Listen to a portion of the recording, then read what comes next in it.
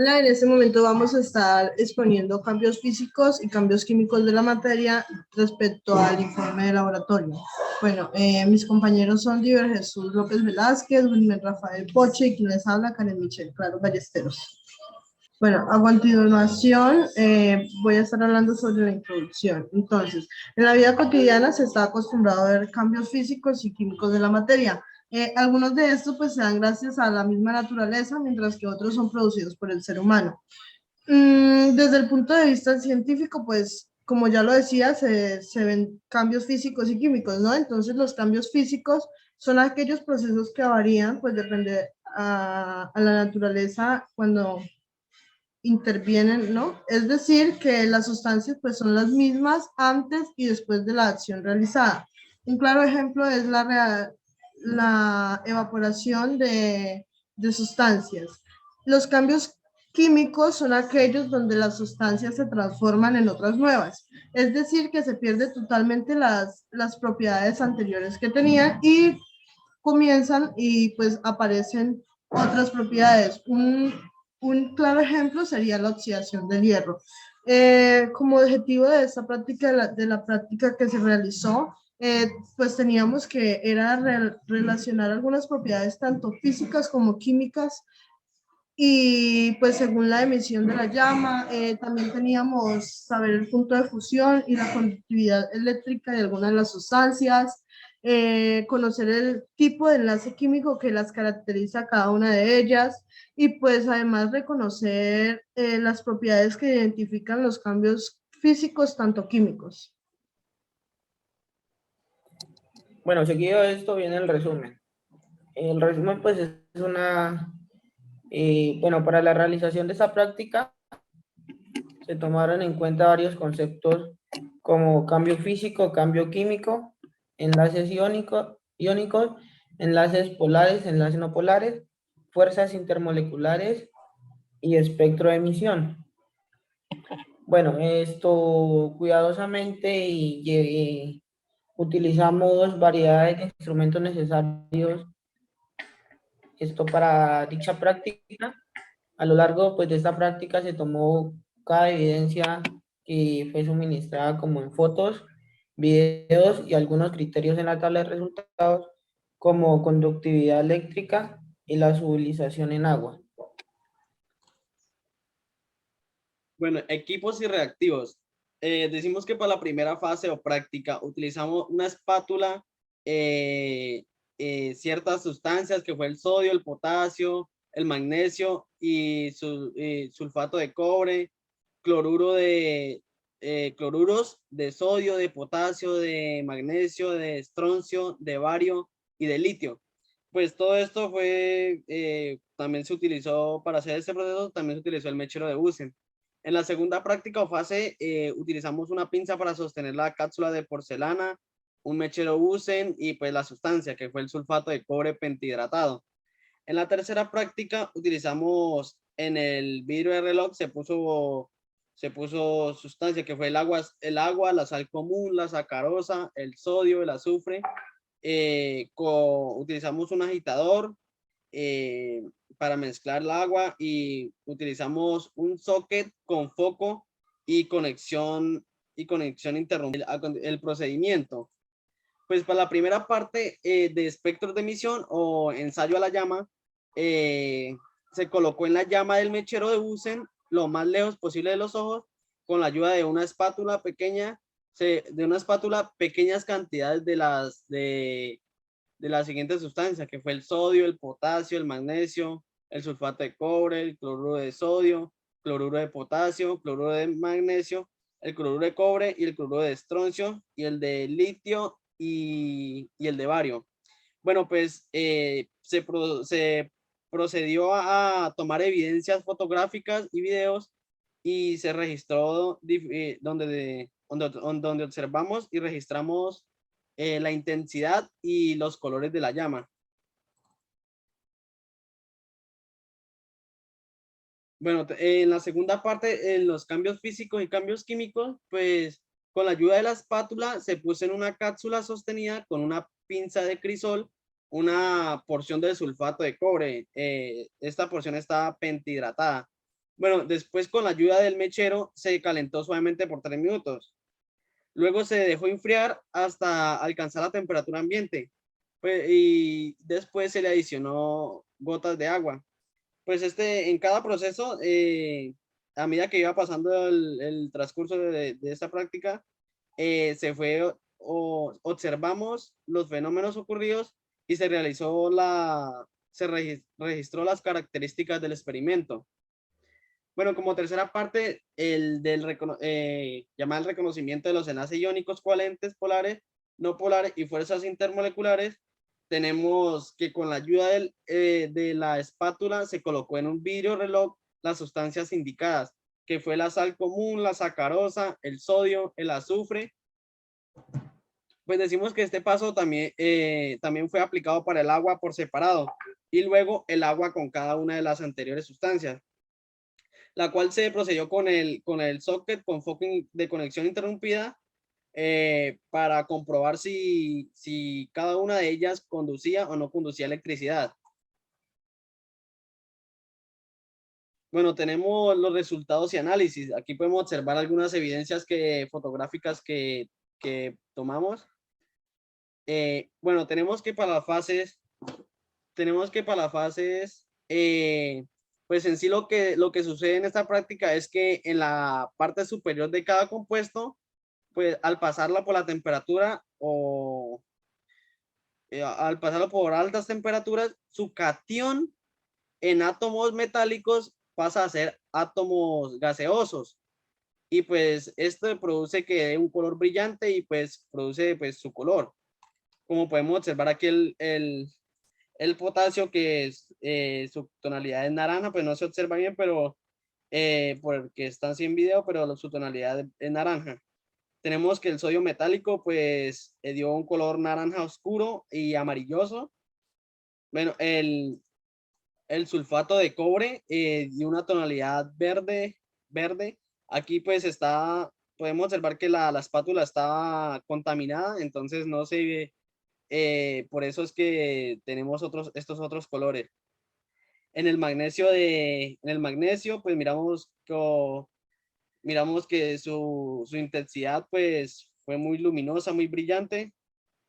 En el cloruro de sodio pues dio una tonalidad naranja o amarilla oscura, amarilla luminosa.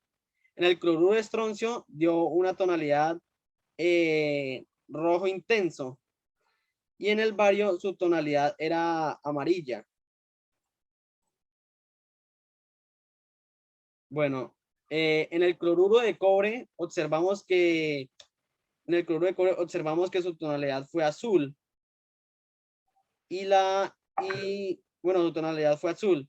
En el cloruro de litio observamos que pues la tonalidad fue roja, también roja oscura.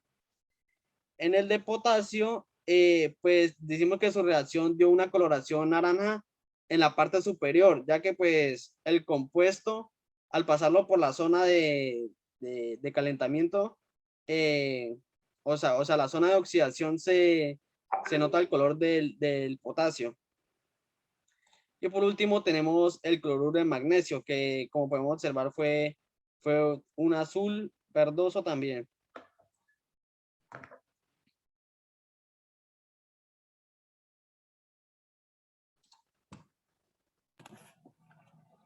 Bueno, entonces vamos con la fase 2. Siguiendo las fases de la práctica, se procedió a poner sulfato de cobre pentahidratado y se calentó por 3 minutos a baja temperatura sobre el mechero. Bueno, esta misma repentinamente reaccionó de forma rápida, dando un cambio físico y cambiando de color. Como lo pueden ver en la segunda imagen, el color es como un color crudo, como tirando a blanco. Pues tuvimos que dejarlo a temperatura ambiente para ver cómo reaccionaba. Su reacción fue, o sea, quiso cambiar de color a volver a su color natural, pero pues no se pudo. Fue muy lento y no dio el color que era. Agregándole agua destilada este ya retomó el color inicial, que es el azul clarito, como lo pueden ver en la primera imagen.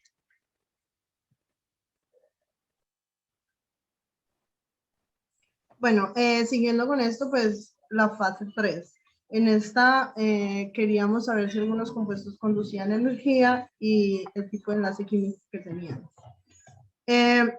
Pues como primero tenemos el agua. El agua es un compuesto que produce, pues así sola, en estado natural, conduce muy poca energía, puesto que sus iones están disueltos y pues es muy pobre en electricidad.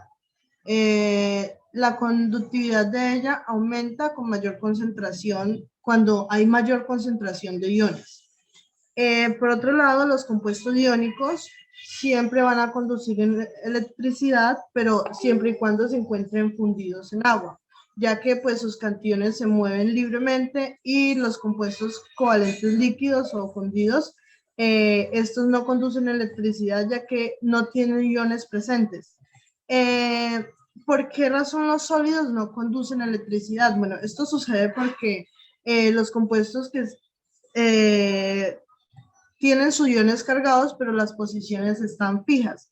Y por esta razón no conducen la electricidad. El enlace covalente, pues es la interacción de dos átomos unidos, por lo tanto los compuestos con enlace covalente no nos van a conducir electricidad porque los electrones se encuentran restringidos entre pares de átomos y no se pueden mover libremente.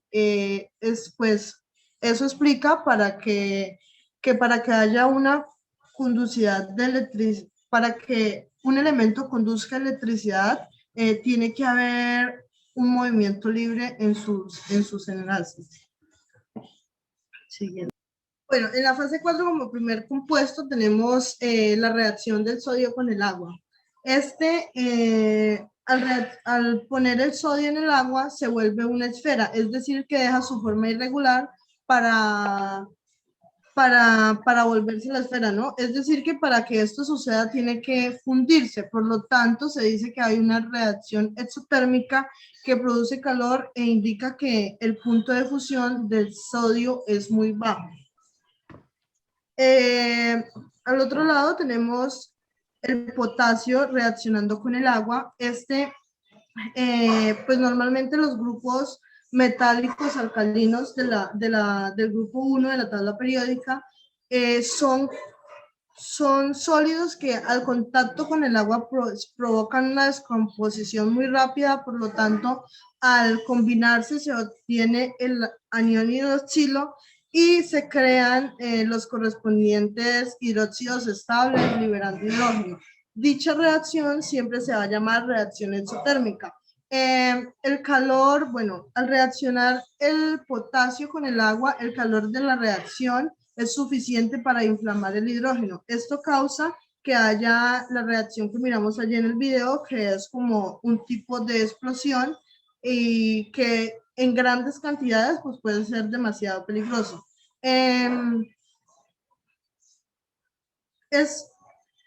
Listo. Por lo que la atmósfera es rica en oxígeno, normalmente la peligrosidad del potasio va a ser grande.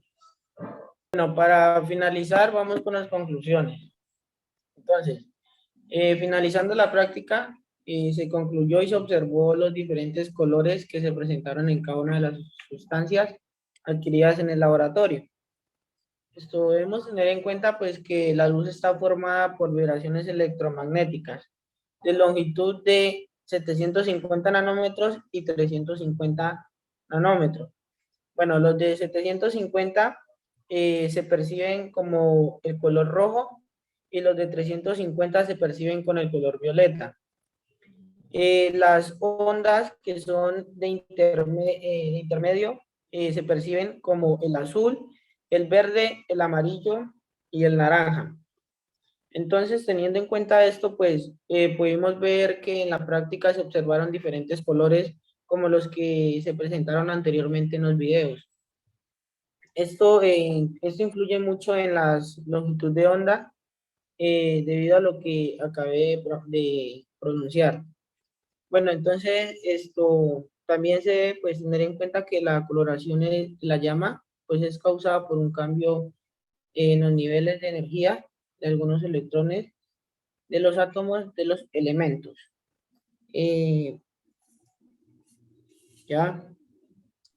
Bueno, otra conclusión sería que en todo momento, pues, nos dimos cuenta que los enlaces covalentes no nos van a conducir electricidad y los enlaces iónicos solamente conducen electricidad cuando se encuentran en estado líquido, o sea, cuando están diluidos en agua.